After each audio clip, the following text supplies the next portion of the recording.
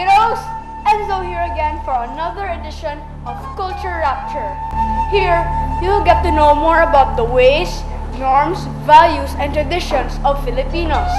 It is sad to know that many of us are no longer interested in our heritage.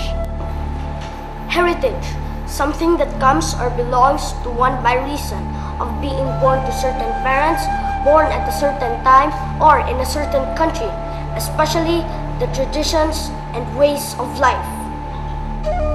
Well, it's about time that we kids lend a hand in the efforts to encourage the appreciation and preservation of our own culture.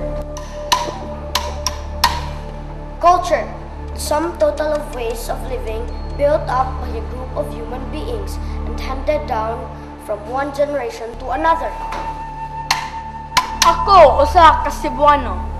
Matawag usab ako nga usa ka Cebuanon. Cebuano comes from the root word Cebu, the Spanish version of the original name Sugbo. According to some historians, Sugbo comes from the verb sugbo, which means to walk in water. You see, in the old days, the shores of the Cebu port were shallow. Travelers coming from the sea had to wade in the water to get to the dry land. The term Sugbo is suffix with Hanon to refer to the language, culture, and inhabitants of Cebu, hence Sugbohanon. Or, as the Spaniards later modified it, Sugboano.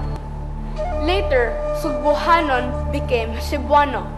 Today, however, Cebuano may also refer to the one speaking the language, no matter where he comes from. Busa hinumdumi kung ikaw taga Cebu, ikaw usa ka Sugbohanon.